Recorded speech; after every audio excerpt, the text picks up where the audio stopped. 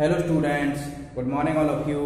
How are you all? Today in this video I will teach you a new chapter, that is Law Spring, Story of Stolen Childhood. Alright, it is written by Anish Young. So let's see the title.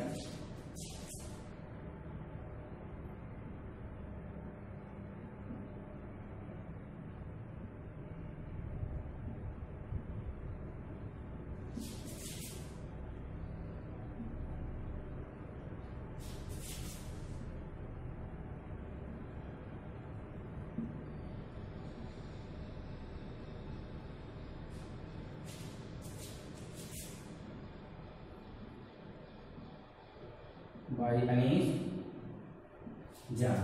Law Spring, Story of Stolen Childhood by Anish Young. Alright. So see the meaning of the title. Law Spring. Spring is the best season of all. In the same way, childhood is the best stage of human life. Fine. Spring is the source of joy for human being. In the same way, childhood is also source of joy for human being. So, if spring is lost, it means childhood is lost. So, the story is about lost childhood. Fine. यानी stolen childhood के बारे में आपकी कहानी. Fine. तो समझ आ गया होगा आपको कि यहाँ पर स्प्रिंग को किससे कंपेयर किया गया है. ये spring is compared to childhood. ठीक है. So, obviously, story is about lost childhood. ठीक है. अब किस तरीके से बचपन जो है बच्चों का लॉस्ट हो सकता है वो हम डिस्कस करेंगे इस चैप्टर के अंदर. Alright. First of all let me tell you something about Anees Jung.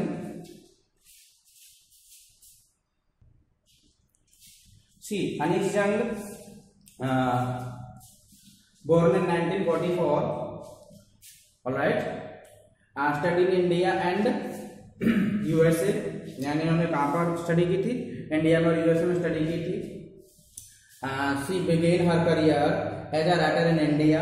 ठीक है.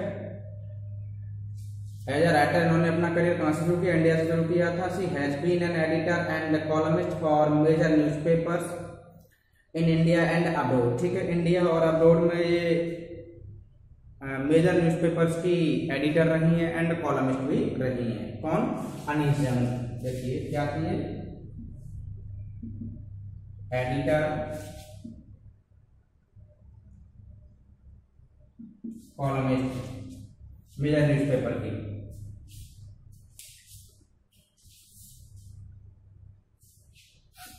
And has authored several books. और उन्होंने बहुत सारी बुक्स भी लिखी हैं. ठीक है. Her most noted work unveiling India.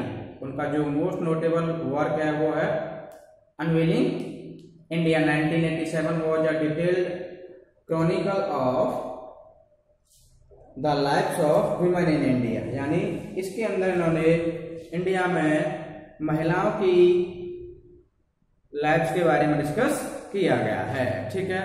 हर बुक लॉ spring, story of stolen childhood 2005 focuses on children from deprived backgrounds. यानी इनकी जो बुक है ना लॉ spring story of stolen childhood, ये फोकस करती है डिप्राइव्ड चिल्ड्रन की जिंदगी पर. ठीक है.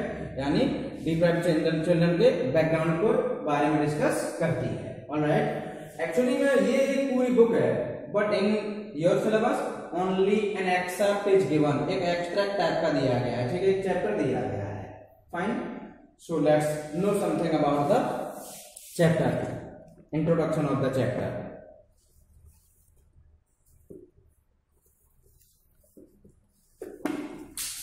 See, Law Spring is an extract from Anish Young's book. बता चुका हूं मैं आपको. अनीश यंग की बुक से लिया गया एक्सट्रैक्ट है Law Spring Story of Stolen Childhood. In this extract, Anish Young expresses her concern about the exploitation of children. यानी इस एक्सट्रैक्ट के अंदर अनीश यंग जो है अपने कंसर्न को एक्सप्रेस करते हैं कि बच्चों का किस तरीके से एक्सप्लोटेशन होता है. ठीक है.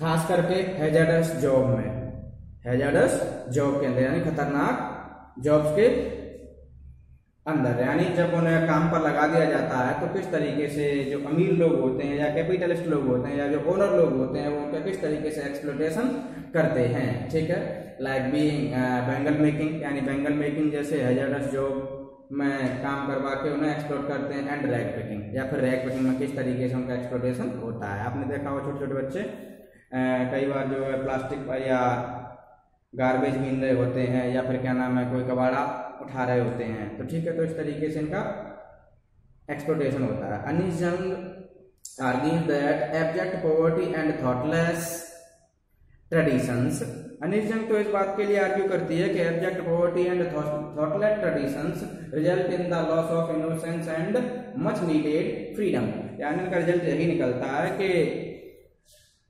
Loss of innocence and much needed freedom, और उनकी फ्रीडम भी क्या हो जाती है, खत्म हो जाती है। ठीक है, यानी किसकी वजह से, एब्जेक्ट पॉवर्टी की वजह से, यानी बहुत ज्यादा गरीबी की वजह से।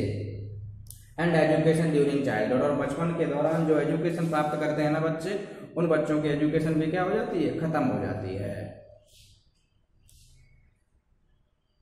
The result is back breaking work, result क्या निकलता है, बैक ब्रेकिंग वर्क, यानी कमर तोड़ देने वाला काम करना पड़ता है बच्चों को। डिसमल लिविंग, लिविंग कैसी होती है, बहुत ज्यादा डिसमल होती है, बहुत ज्यादा पुअर सी होती है लिविंग कंडीशंस। ठीक है, सबमिशन टू एक्सप्लोटेशन, और अपने आप को एक्सप्लोटेशन के लिए क्या करना पड़ता है, सबमिट कर देना होता है, यानी सरेंडर करना पड़ जाता है, क्योंकि मजबूरी है, खाने के लिए कुछ भी अवेलेबल नहीं है। And acceptance of poverty as destiny, और गरीबी को एक डेस्टिनी के रूप में क्या कर लेते हैं, एक्सेप्ट कर लेते हैं। ठीक है, डेस्टिनी होती है नियति, किस्मत जिसे कहते हैं। ठीक है, there is a dire need to provide these poverty stricken people particularly children a life of dignity, यानी बहुत ज्यादा जरूरत है ऐसे बच्चों को, खास करके यानी गरीब लोगों को वैसे तो सभी को जो जरूरत है प्रोवाइड कराने की, बट खास करके बच्चों को तो जो प्रोवाइड कराने की जरूरत है कि ऐसी लाइफ जो डिग्निटी से भरी हुई हो, किससे भरी हुई हो, डिग्निटी से भरी हुई हो। And opportunities to dare dream and act freely, और इन्हें ऐसी अपॉर्चुनिटीज भरी लाइफ मिले जिससे कि वो काम कर सकें, ठीक है, या हिम्मत कर सकें, या सपना देख सकें, या फ्री होकर के कोई भी काम कर सकें। ठीक है, तो ये चीज है, ये आपको हल्का सा मैंने इंट्रोडक्शन दे दिया स्टोरी का। Now let's begin the text of the story. तो देखिए द नरेटर अनीस जंग, सबसे पहले हम कहीं भी पढ़ने से पहले मैं आपको main characters of the story बता देता हूँ। Main characters of the story ज्यादा नहीं है, actually the story has been divided in 2 parts. ठीक है, तो देखिए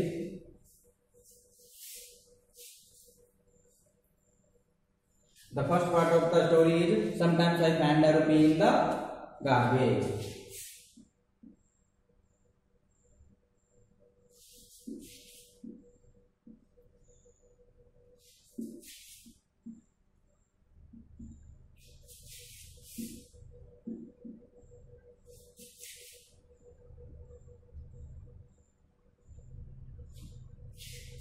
This is the first account of the story. ठीक है, इसका जो प्रोटैगनिस्ट है वो है साहिब आलम। कौन है, साहिब आलम है। ठीक है, and the second part of the story is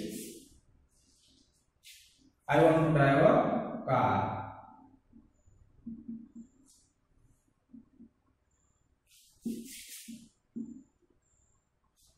इसका जो प्रोटैगनिस्ट है वो है मुकेश। ठीक है, तो ये दो तो कौन हो गए, प्रोटैगनिस्ट हो गए, साहिब आलम एंड मुकेश। ठीक है, ये फर्स्ट अकाउंट का है, alright, and this is a second account. And कुछ सब कैरेक्टर्स भी हैं, देखिए जैसे कि narrator herself is a character, Anees Jung कौन है, नरेटर एंड ऑथर दोनों हैं। एंड देखिए कुछ और बच्चे भी हैं इसमें। अब इसकी बात करें तो इसमें आपके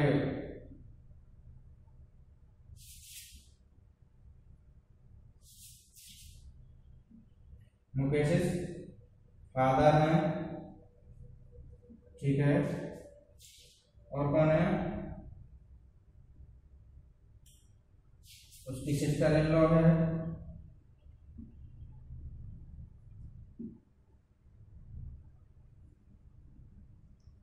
ठीक है, एक लड़की है Savita,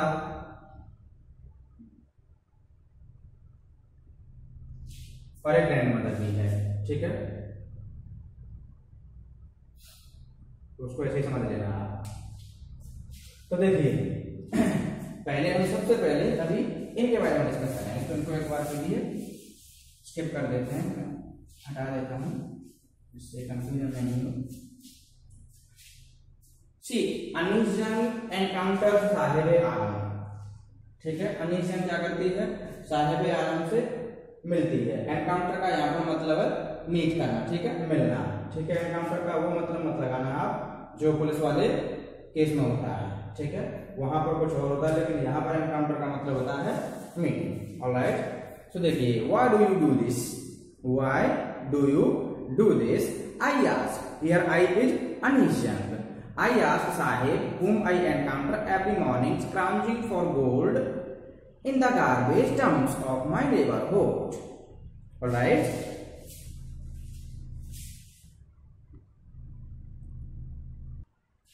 scrounging for gold in the garbage dumps of my neighborhood, ठीक है, यानी every morning when Anisha encounters Sahib Alam, she asks why do you do this, and at that time Sahib was scrounging something in the garbage dumps of the neighborhood of Anisha, ठीक है, समझ आ गया। Now let me tell you the meaning of scrounging.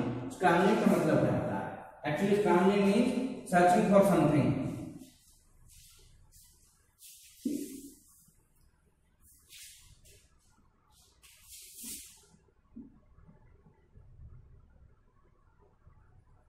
scrounging means searching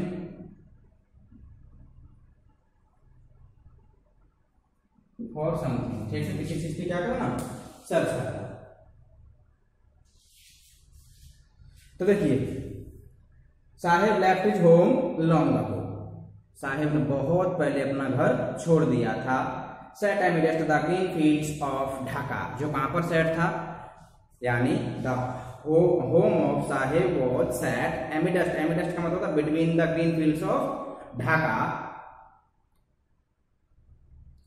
His home is not even a distant memory, यानी he has not forgotten the memories of his home, यानी कोई distant memory नहीं है, वो भूला नहीं इन चीजों को।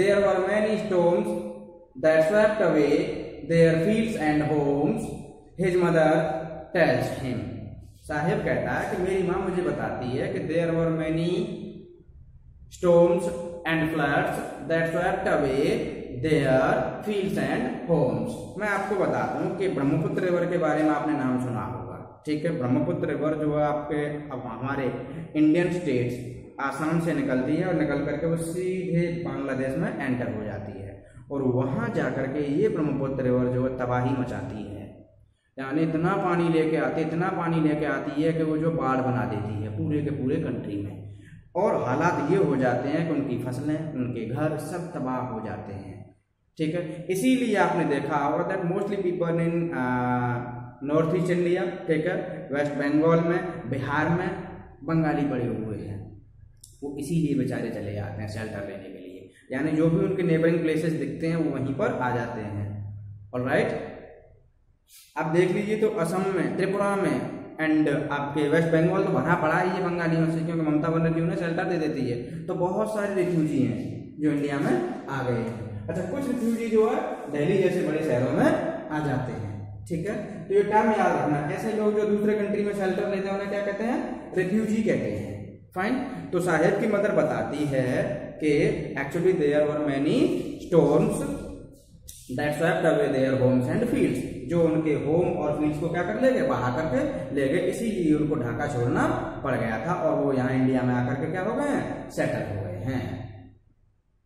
That is why they left looking for gold in the big city where he now lives, यानी इसीलिए they left, उन्होंने छोड़ दिया था, looking for यानी searching for gold in the big cities where he now lives, जहाँ पर वो भी रहता है। ठीक है, यहाँ पर गोल्ड कह दिया, थोड़ा हाइपरबोली कर दिया, बढ़ा चढ़ा करके, बिकॉज उनके लिए तो यही गोल्ड है, उनके लिए तो गार्बेज ही गोल्ड है, because garbage provide them 2 times meal, क्योंकि इस गार्बेज की वजह से उन्हें 2 वक्त का क्या मिलता है, खाना मिलता है। ऑलराइट, तो इसीलिए नरेटर ने यहाँ पर क्या यूज कर दिया है, गोल्ड टर्म यूज कर दिया है। अच्छा, जैसे ही अब नरेटर का जो स्टेटमेंट का पूरा होगा तो साहिब क्या कहता है, देखिए जब नरेटर ने पूछा ना कि why do you do this, आप ये सब क्यों करते हो, तो साहिब कहता I have nothing to do, मेरे पास कोई काम ही नहीं है करने के लिए। ही मटर्स लुकिंग अवे, वो दूर की तरफ देखता हुआ बड़बड़ाता है कि नहीं मेरे पास कोई काम नहीं है। Go to school, go to school ice, narrator ने कहा go to school, narrator said गली बली।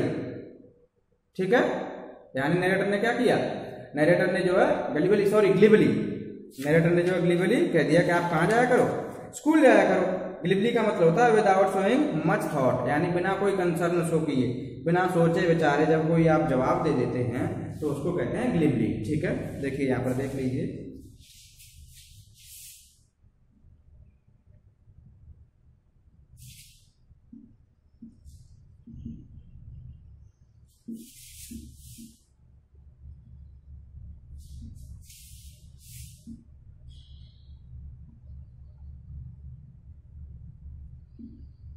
विदाउट शोइंग मच थिंकिंग या मच कंसर्न।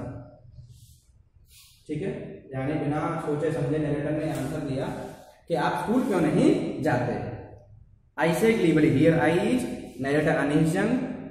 ठीक है, realising immediately how hollow the advice must sound and at the same time Anees Jung realised that her advice that she gave to the boy was sound watch hollow, कैसी थी वो, hollow थी, यानी कि उसे तुरंत ही महसूस हो गया था कि जो एडवाइस उसने साहिब आलम को दी थी वो एडवाइस कैसी है, खोखली है, उसका तो कोई मीनिंग ही नहीं है। The advice that she gave was meaningless, कैसी थी, मीनिंगलेस थी, क्योंकि इन बच्चों के पास तो रिसोर्सेस ही नहीं है, इन बच्चों के पास तो फैसिलिटीज ही नहीं है। यानी बच्चा साहिब आलम एक डिप्राइव्ड सोसाइटी से है तो वो कैसे स्कूल जा पाएगा, इसीलिए उसको अपनी एडवाइस कैसी लगी थी, खोखली लगी थी। ठीक है,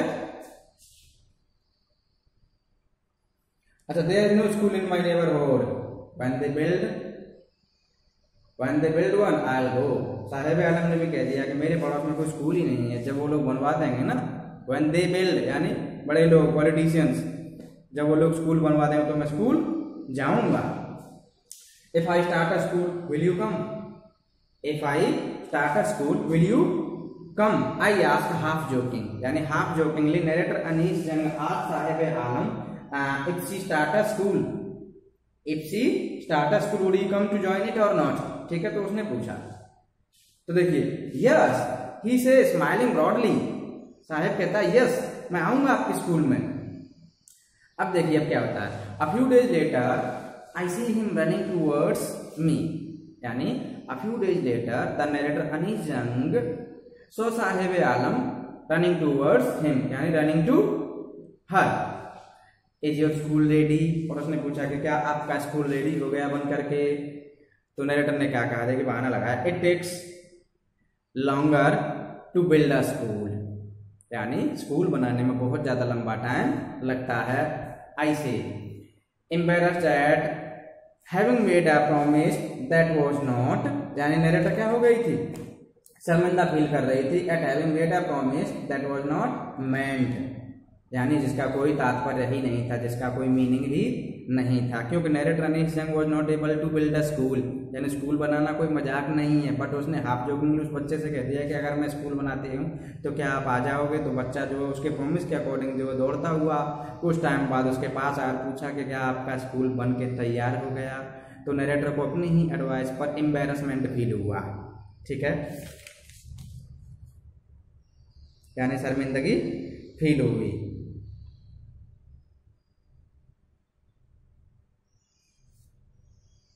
But promises like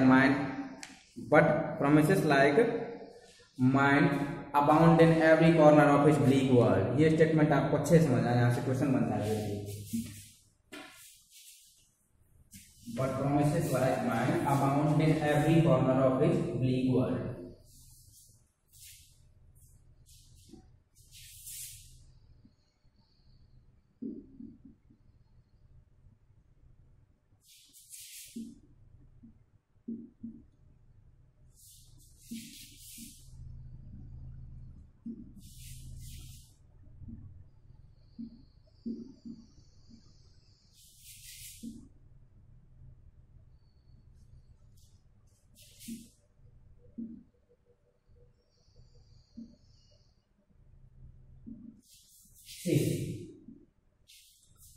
See, Aniston made a promise to the boy that she build a school for him, but she was not able to build it.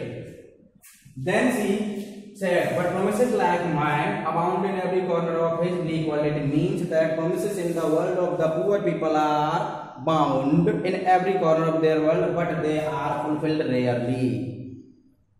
यानी बच्चों की दुनिया में या गरीबों की दुनिया में, गरीबों से जो अमीर लोग बहुत सारे प्रोमिसेस करते हैं, but they fulfil them rarely, लेकिन वो जो रेयरली उन्हें फुलफिल करते हैं. आपने देखा होगा कि बहुत सारे politicians at the time of election they make a lot of promises to the people, but after winning the election they rarely fulfil them. वो मुश्किल से ही उन्हें पूरा करते हैं. तो ऐसे ही नरेटर कह रहे हैं, but promises like mine abound in every corner of his bleak world. Bleak world का मतलब है यहाँ पर कह सकते हैं डिजेक्टेड वर्ल्ड. ठीक है, यानी उसकी निराश दुनिया में, उसकी निराशाजनक दुनिया में हर कॉर्नर पर जो है ऐसे प्रोमिसेस किए जाते हैं. जैसा प्रॉमिस किसने किया था? अनीश जंग ने किया था. तो समझ गए होंगे आप कि किस तरीके से रिच लोग जो अमीर लोग जो है गरीब लोगों से प्रॉमिस करते हैं और फिर वो उसको अपने प्रॉमिस को पूरा नहीं करते. तो नरेटर को भी अपनी इसी एडवाइस की वजह से एम्बैरेसमेंट फील हुई थी. After months of knowing him, I asked him name. ठीक है, यानी महीनों की जान पहचान के बाद में नरेटर ने साहिब आलम से यानी लड़के से क्या पूछा? अपना नाम पूछा, बेटा तुम्हारा नाम क्या है? ठीक है, तो देखिए बच्चे ने क्या कहा, He does not know what it means. यानी उसे अपने नाम का मतलब ही नहीं पता. यानी उसने क्या नाम बताया था अपना? साहिब आलम बताया.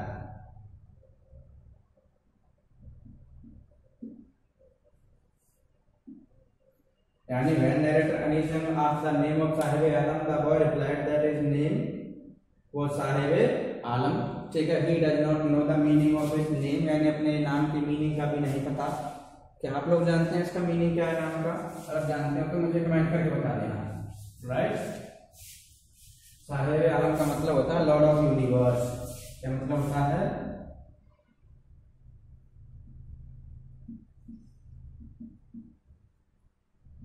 लॉर्ड ऑफ यूनिवर्स या फिर किंग ऑफ यूनिवर्स कह लीजिए. ठीक है, यानी सारे जहां का क्या मालिक, साहिब आलम. ही वुड हैव अ, यानी उसे अपने नाम का मीनिंग नहीं पता. If he new it's meaning, अगर उसे इसका मीनिंग पता चल जाए ना, Lord of the universe, he would have a hard time believing it. तो इसे बिलीव करने में भी बहुत ज्यादा मुश्किल होगी, क्योंकि साहिब आलम का मतलब तो क्या है? लॉर्ड ऑफ द यूनिवर्स है. But in reality the child is a rag picker. बच्चा क्या है? रैग पिकर है. मुझे ये बता दीजिए कि कोई लॉर्ड ऑफ यूनिवर्स होकर के क्या रैग पिकिंग का काम करेगा? कचरा बीनेगा? नहीं बीनेगा ना. तो इसीलिए इसके नाम में जो लिटरेरी डिवाइस है वो कौन सी है? आयरनी है. कौन सी है? आयरनी है. अच्छा, आयरनी क्या होती है? Just opposite to reality is called irony. यानी when there is difference between saying and reality it is called irony. ठीक है, difference between saying and reality या difference between appearance and reality is called irony. उसे हम क्या कहते हैं? Irony कहते हैं. तो यहाँ पर देखिए साहिब आलम का मतलब तो Lord of the universe, but actual में वो क्या है? एक रैग पिकर है. क्या है? रैग पिकर है. तो रैग पिकर है तो फिर ऑब्वियसली क्या हो गई? आयरनी हो गई, क्योंकि है तो रैग पिकर. क्या कह रहे हैं उसको? लॉर्ड ऑफ यूनिवर्स कह रहे हैं. ठीक है, अच्छा ऐसे कुछ और भी एग्जांपल्स क्या आप दे सकते हैं? और भी एग्जांपल्स देखिए, जैसे कि धनपाल, गरीब हो कोई व्यक्ति, उसका नाम हो धनपाल। धनपाल का मतलब होता बहुत ज्यादा क्या होना, धन होना, ठीक है। या फिर ये देख लीजिए कि क्या नाम है, कुबेर सिंह, वो भी गरीब हो, उसका नाम क्या हो, कुबेर सिंह हो, ठीक है। सज्जन सिंह ले लीजिए, कोई लड़ाकू सा व्यक्ति हो और नाम हो सज्जन सिंह। तो ये सब किसके एग्जाम्पल्स हैं, आयरनी के लिए एग्जाम्पल्स हैं। All right, unaware of what is name represents, यानी अपने नाम के मीनिंग से अनअवेयर होकर के ही roams the streets with his friends, यानी वो जो गलियों में घूमता रहता है अपने फ्रेंड्स के साथ में। An army of a barefoot boys who appear like the morning birds, यानी जो मॉर्निंग बर्ड्स की तरह अपीयर होते हैं, एंड डिसअपीयर एट नून, और दोपहर में वो क्या हो जाते हैं, डिसअपीयर हो जाते हैं। यानी कि अपने नाम के मीनिंग से अनअवेयर साहिब आलम अपने साथ के दोस्तों के साथ में मॉर्निंग बर्ड्स की तरह सुबह झुंड में आता है और नून के टाइम पर क्या हो जाते हैं, वो बच्चे सारे डिसअपीयर हो जाते हैं, ठीक है। Over the months I have come to recognise each of them, यानी महीनों की जान पहचान के बाद में narrator Anees Jung was able to identify each one of them, यानी उनमें से सबको आइडेंटिफाई कर सकती थी, वो पहचान सकती थी अब उनको, क्योंकि महीनों से वो उन्हें देख रही थी। वो क्या करते थे, सुबह ही आते और ड्रैग पैकिंग करते और वो वहां से चले जाते, ठीक है। तो देखिए आगे क्या हुआ, why aren't you wearing chappals I asked one, यानी नरेटर अनीश जंग ने पूछा कि why aren't you wearing chappals, आप लोग चप्पल क्यों नहीं पहनते। चप्पल तो जानते हैं, स्लीपर्स की बात चल रही है यहाँ पर। My mother did not bring them down from the shelf, my mother did not bring them down from the shelf, he answers simply, यानी बच्चे ने सिंपली आंसर दे दिया कि मेरी माँ जो है उनको शेल्फ से नीचे उतार करके नहीं लाती है। अच्छा, शेल्फ का मतलब क्या होता है, SHELF, शेल्फ का मतलब होता है टांड़, क्या होता है, टांड़, ठीक है। जैसे कि कोई चीज रख देते हैं ना हम टांड़ पर, तो उसे शेल्फ कहते हैं।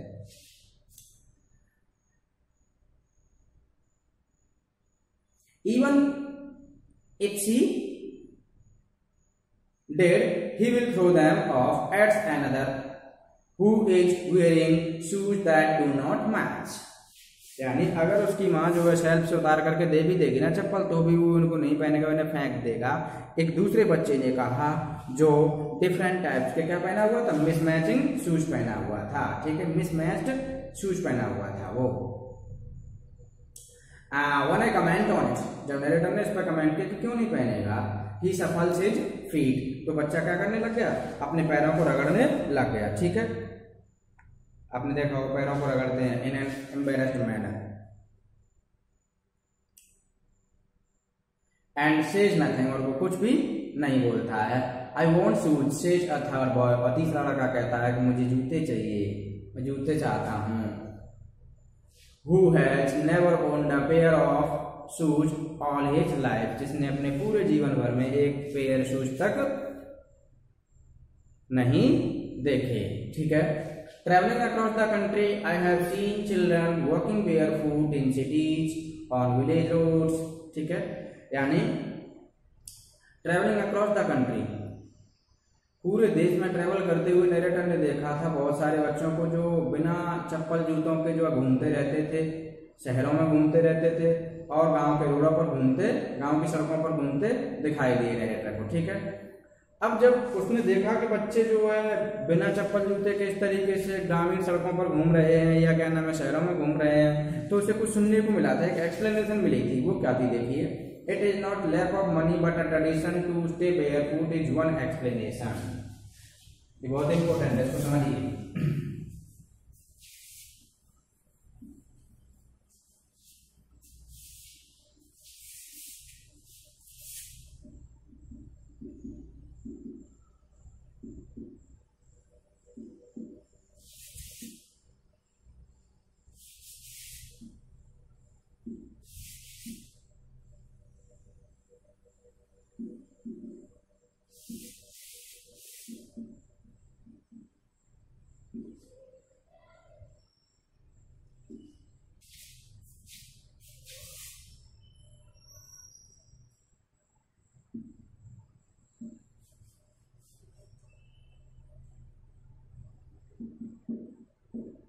देखिए, it is not lack of money but a tradition to stay barefoot is one explanation. When Anish Jung was traveling across the country, she saw a lot of children walking barefoot in cities and village roads. At that time, she heard an explanation from the people. The explanation was, it is not lack of money, कि ये कोई पैसे की कमी की वजह से नहीं, but a tradition to stay bare feet. ठीक है, लेकिन ये bare feet रहने की क्या है, ये एक ट्रेडिशन है. ठीक है, ये एक परंपरा है. किसकी वजह से हम लोग रहते हैं? परंपरा की वजह से रहते हैं. ठीक है, इज वन एक्सप्लेनेशन. ये एक्सप्लेनेशन थी, लेकिन अनीश जंग ने अपनी खुद की एक एक्सप्लेनेशन दी थी. तो दोनों को आप समझ लीजिए, ये तो अनीश जंग को लोगों ने दी थी, जो लोग नंगे पैर घूमते थे या जिनके बच्चे नंगे पैर घूमते थे, वो इसको परिभाषा को दे रहे थे. ठीक है, इस तरीके से एक्सप्लेन कर रहे थे कि ये कोई पैसे की कमी की वजह से नहीं है, बल्कि ये क्या है, ट्रेडिशन, हमारी ये परंपरा है. ठीक है. अच्छा, अनीश जंग की अब देख लीजिए, अनीश जंग क्या कहती है इसके लिए. I wonder if this is only an excuse. Anish Jung explained that this is only an excuse to explain away a perpetual state of poverty. To explain away a never-ending state of poverty. Perpetual state of poverty का मतलब होता है never-ending state of poverty. ठीक है, यानी continuous state of poverty. देख लीजिए, DERAEPU है. ठीक है,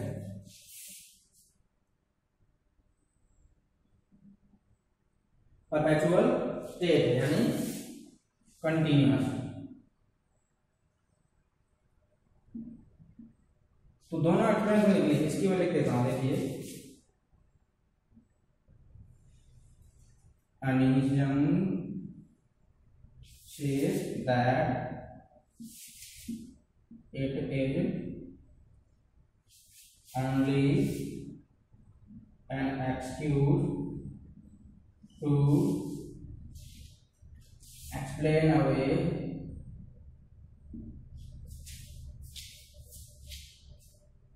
a perpetual state of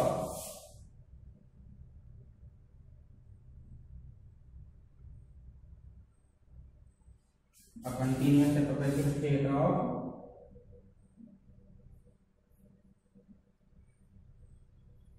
poverty. ठीक है, ये अनीश जंग की. तो आपसे दोनों अलग अलग पूछी जाती हैं.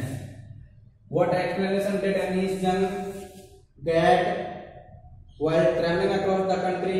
तो ये वाली लिखनी है आपको. It is not lack of money but a tradition to stay barefoot. ठीक है. अच्छा, what explanation did Anish Jung offer to the people? Anish Jung says that it is only an excuse of poverty. ठीक है, या फिर ये कह सकते हैं, she says that it is only an excuse to hide away. hide away कह सकते हैं. ठीक है, कंटिन्यूअस स्टेट ऑफ पॉवर्टी, यानी कंटिन्यूअस स्टेट ऑफ पॉवर्टी को छुपाने का एक तरीका मात्र है. ठीक है, तो ये ऐसे भी कह सकते हैं.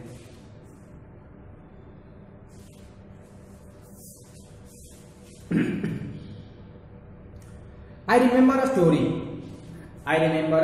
story from ODP. अब देखिए, यहाँ पर नरेटर ने एक अल्यूजन ले लिया है.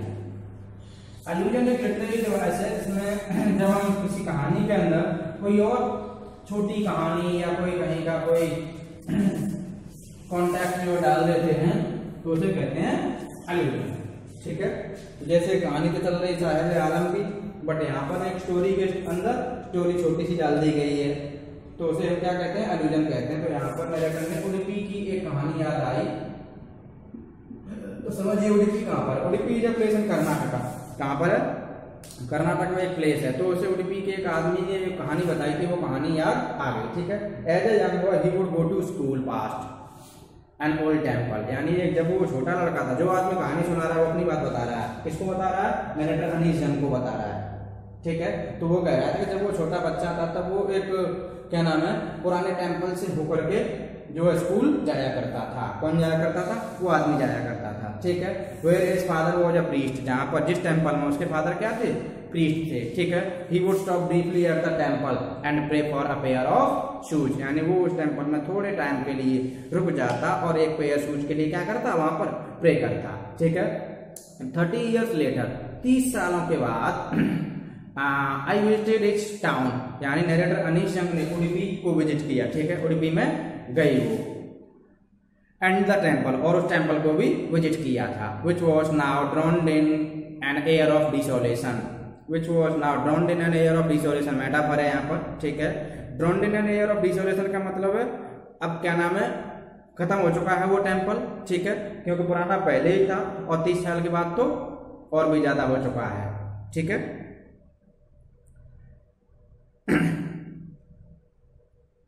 यानी जो प्लेसेस जो रूइन हो जाते हैं, डिस्ट्रॉय हो जाते हैं, तो उनको हम क्या कह सकते हैं, डिसोलेशन कह सकते हैं। यानी वो टेम्पल अब क्या हो चुका है, डिस्ट्रॉय हो चुका है। अब देखिए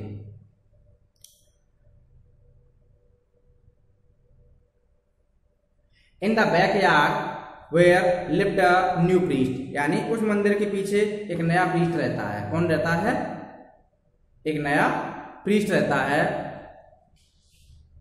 there were red and white plastic chairs, और उसके घर में क्या है, रेड एंड व्हाइट प्लास्टिक की चेयर्स है। A young boy dressed in a grey uniform, और उसी घर में यानी उस पुजारी के घर में जो है एक छोटा लड़का जो क्या पहना है, ग्रे कलर की यूनिफॉर्म पहना हुआ है।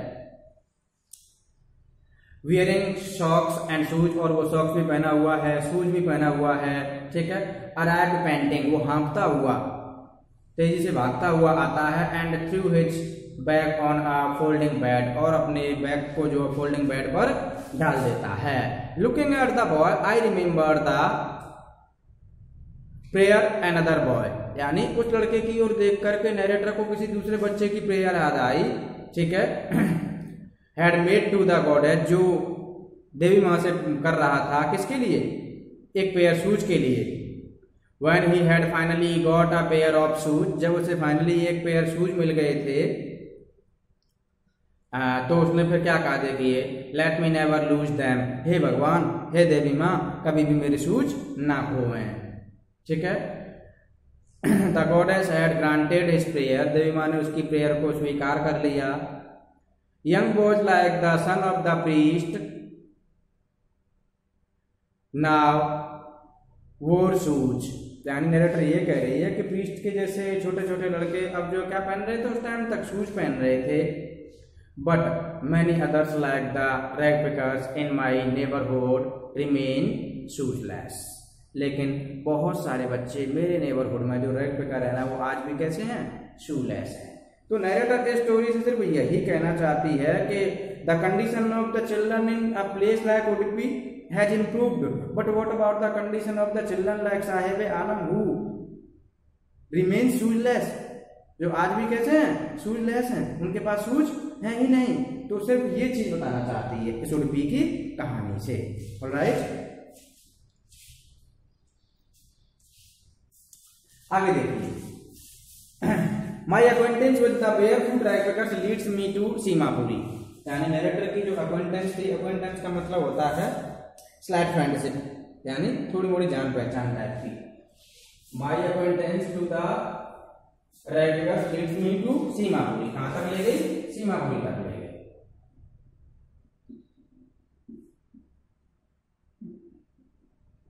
Seemapuri is a place on the periphery of Delhi, पहले आप इसको समझिए कि सीमापुरी है कहां पर। Seemapuri is a place on the periphery of Delhi. उस टाइम पर जब स्टोरी लिखी गई थी तब ये दिल्ली की पेरिफेरी में था। कहां पर था, पेरिफेरी में था। पेरिफेरी का मतलब होता है बाउंड्री, क्या होता है, बाउंड्री होता है, ठीक है। जैसे कि ये आपकी क्या है, दिल्ली हो गई, और ये क्या हो गई आपकी, सीमापुरी हो गई। Since you know very well that Delhi is expanded now, Delhi यहां तक फैल गई है, इस तरीके से फैल गई है, तो एकदम से कहां आ गया, दिल्ली के अंदर आ गया, ठीक है। इतना समझ आ गया। Seemapuri is a place on the periphery of Delhi and at miles away from it metaphorically. Statement थोड़ा सा ऑकवर्ड लग रहा है ना। अच्छा, एक तरफ तो कह रहे हैं कि सीमापुरी अ place on the periphery of Delhi and miles away from it metaphorically, यानी कि वैसे तो बाउंड्री पर है, बट मेटाफोरिकली ये माइल्स अवे कैसे हो सकती है, हाँ हो सकती है, ठीक है। Seemapuri is a place where there are many rag pickers, यहाँ पर बहुत सारे क्या है, रैग पिकर हैं। और दिल्ली में कौन रहता है, रिच पीपल रहते हैं, ठीक है।